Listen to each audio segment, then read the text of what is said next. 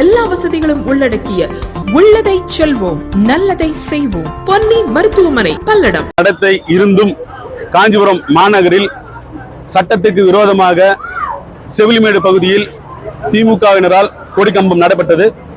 அந்த கொடிக்கம்பத்தை நட வேண்டாம் என பாட்டாளி மக்கள் கட்சியினை சேர்ந்த முன்னாள் ஒன்றியக்குழு உறுப்பினர் ஜவஹர் அவர்கள் அவரது இடத்திலே கொடிக்கம்பம் நட வேண்டாம் என கூறினார். அதற்கு ரவுடிகளை கொண்டு திமுகவினர் அடித்து உதைத்தனர். மானபங்கம் தாங்காமல் பெட்ரோல் கேனை எடுத்து தனது தலையின் மேல் ஊற்றி நெருப்பு வைத்துக் கொள்ள முயற்சி செய்தார். அதை சுற்றி உள்ளவர்கள் தடுத்து விட்டனர். எங்கே தங்களுக்கு ஏதாவது அசம்பாவிதம் நிகழ்ந்து விடுமோ என்று திமுகவினர் பொய்யாக தங்கள் மீது பெட்ரோல் ஊற்றினார் என்று பொய் புகார் காவல் நிலையத்தில் அளித்தனர். அது பொய். உண்மை வெண்ணென்று விளக்குவதற்கு காவல் நிலையம் சென்ற முன்னாள் ஒன்றியக்குழு உறுப்பினர் ஜவஹர் அவர்களை காவல் நிலையத்தில் கைது செய்து அடைத்து விட்டனர். இது முழுக்க முழுக்க ஆளுங்கட்சிக்கு ஆதரவான போக்கே காவல்துறை ஆய்வாளர் அவர்கள் கடைபிடித்து வந்துள்ளார். நாங்கள் நேரடியாக சென்று நிலைமையை விளக்கி இதுவரை இது மேல் நடக்காது, இதுக்கு மேல் இது நடக்காது என்று கூறி அதற்கு விளக்கம் கொடுத்தும் அவருக்கு செவி சாய்க்கவில்லை. அடித்தவர்கள் மீது நடவடிக்கை எடுக்கப்பட வேண்டும் என்று மனு கொடுத்தும் அவர்கள் மீது எந்தவித நடவடிக்கையும் எடுக்கவில்லை. இதே கிராமத்தில் நாங்கள் சாலை மறியல் செய்யும் பொழுது மீண்டும் அடித்தவர்கள் இந்த சாலைக்கு நடுவே வந்து மானம் சொல்லத்தகாத வார்த்தைகளை எங்களை திட்டி அவர் இதே வெளியில் தான் சுத்தி கொண்டிருக்கிறார். நாங்கள் ஏன் கைது செய்யவில்லை என்று கேட்டதற்கு நாங்கள் அனைவரும் கைது செய்யப்பட்டிருக்கோம். இதுதான் தேர்தல் நடைமுறை இருந்தும் அதை பின்பற்றாத இந்த ஆளுங்கட்சி திமுகவை கண்டிக்கின்றோம்.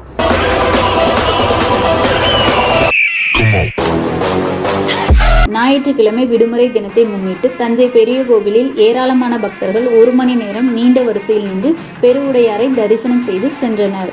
தமிழர்களின் கட்டடக்கலைக்கும் சிற்ப எடுத்துக்காட்டாக திகழ்ந்து வரும் தஞ்சை பெரிய கோயிலில் எழில்மிகு அழகை காணவும் பெருவுடையாரை தரிசனம் செய்யவும் நாள்தோறும் ஆயிரக்கணக்கான மக்கள் தமிழகம் மட்டுமின்றி பிற மாநிலங்களிலும் வெளிநாடுகளிலிருந்தும் வந்து செல்கின்றனர்.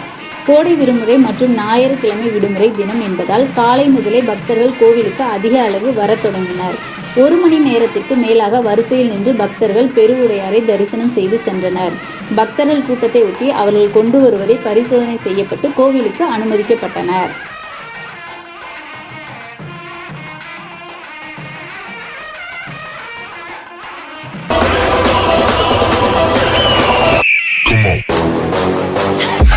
சார், அந்த மனசுதான் சார் கடவுள். மனநலம் பாதிக்கப்பட்ட நிலையில் கால்வாயில் உறங்கிய நபரை மீட்டு குளிப்பாட்டி மருத்துவமனையில் அனுமதித்த ஆம்புலன்ஸ் ஓட்டுநர்.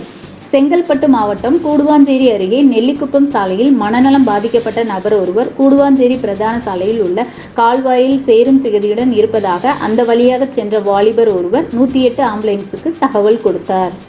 தகவலின் அடிப்படையில் நேரில் வந்த ஆம்புலன்ஸ் ஓட்டுநர் சுரேஷ் அவர்கள் மனநலம் பாதிக்கப்பட்ட நபரை சாக்கடையில் இருந்து மீட்டு அவரை சாலையில் அமர வைத்து குளிப்பாட்டி மேல் சிகிச்சைக்காக செங்கல்பட்டு அரசு மருத்துவமனைக்கு அனுமதித்தார். சேரும் சகதியுடன் இருந்த மனநலம் பாதிக்கப்பட்ட நபரை குளிப்பாட்டி மருத்துவமனைக்கு அழைத்து சென்று அனுமதித்த ஓட்டுநர் சுரேஷ் அவர்களின் செயலுக்கு பாராட்டுகள் குவிந்த வண்ணம் உள்ளன. தற்போது இந்த காட்சிகளுக்கு சமூக வலைதளங்கள் வைரலாக பரவி வருகிறது.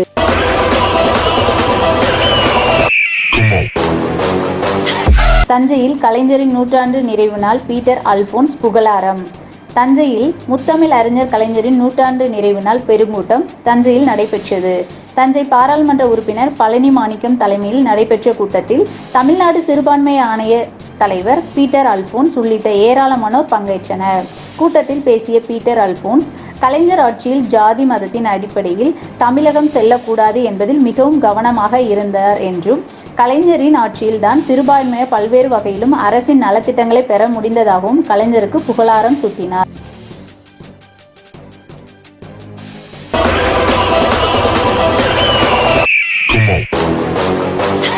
கடலூர் வட்டம் திருவந்திபுரம் மதுரா ஓட்டேரி கிராமத்தில் எழுந்தருளி இருக்கும் ஸ்ரீ பாலமுருகன் ஆலயம் மற்றும் ஸ்ரீ மாரியம்மன் ஆலய ஜீர்ணோத்தாரண அஷ்டபந்தன மகா கும்பாபிஷேக பெருவிழா மேலதாளம் முழங்க வான வேடிக்கையோடு சீரும் சிறப்புமாக நடைபெற்றது. இவன் கிராம முக்கியஸ்தர்கள் மற்றும் கிராமவாசிகள் ஓட்டேரி கடலூர் மாவட்டம்.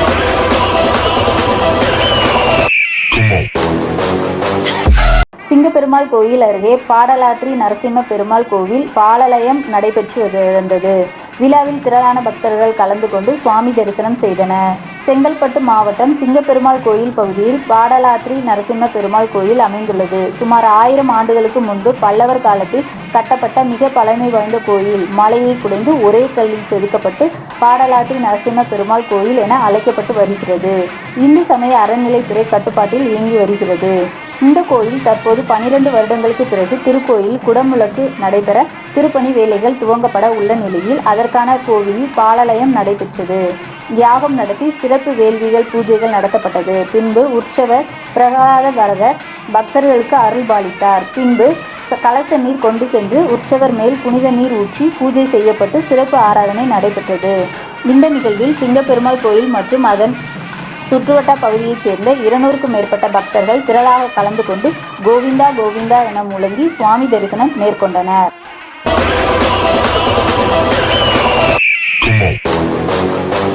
முத்தமிழ் அறிஞர் டாக்டர் கலைஞரின் 101வது பிறந்த நாளை முன்னிட்டு பண்ருட்டி நகர திமுக அலுவலகத்தில் நகர மன்ற தலைவர், நகர கழக செயலாளர் அண்ணன் ராஜேந்திரன் அவர்கள் தலைமையில் 33 வார்டுகளிலும் கழக தலைவரின் திருவுருவ படத்திற்கு மாலை அணிவித்து மரியாதை செலுத்தி இனிப்புகள் வழங்கி ஏழை எளியவர்களுக்கு நலத்திட்ட உதவிகளை செய்யுமாறு கேட்டுக்கொண்டார். மாவட்ட நிர்வாகிகள், நகர கழக நிர்வாகிகள், வார்டு செயலாளர், வட்ட பிரதிநிதிகள், சார்பு அணிகள் அனைவரும் கலந்து கொண்டனர்.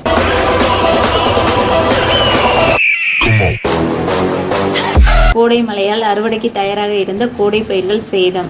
தஞ்சாவூர் மாவட்டத்தில் கடந்த சில தினங்கள் கோடை வெப்பம் கடுமையாக வாட்டி வதைத்தது. இந்நிலையில் நேற்று பிற்பகல் பல்வேறு பகுதியில் பரவலாக மழை பெய்தது. இந்த கோடை மழையால் அம்மாபேட்டை, புத்தூர், உடையார் கோயில் உள்பட்ட பல்வேறு பகுதிகளில் இன்னும் சில தினங்களில் அறுவடைக்கு தயாராக இருந்த கோடை பயிர்கள், நெற்கதிர்கள் பாதிப்பு விளைநிலங்களில் சாய்ந்து நீரில் மூழ்கியுள்ளன. இதனால் அறுவடை செய்ய முடியாத நிலை ஏற்பட்டுள்ளது. நூற்றுக்கணக்கான ஏக்கரில் பாதிப்படைந்த இப்பகுதியில் வேளாண் துறை அதிகாரிகள் ஆய்வு செய்து உரிய இழப்பீடு வழங்க நடவடிக்கை எடுக்க வேண்டும் என விவசாயிகள் கோரிக்கை வைத்துள்ளனர். ஆதரவற்றோருக்கு ஆறுதல், முதியோர்களின் முன்னேற்றம், ஆதரவற்றோர் இல்லாத சமுதாயமே நோக்கம். பல்வேறு சுப நிகழ்ச்சிகளுக்கு ஆதரவற்றோருக்கு அன்னம் வழங்க வேண்டும் என்றால் கொஞ்சம் இங்கேயும் கருணை காட்டுங்கள். கோவை மாவட்டம் சுல்தான்பேட்டை பகுதியில் செயல்பட்டு வரும் பிரபஞ்ச அமைதி அறக்கட்டளை. தொடர்பு எண் 9087231110.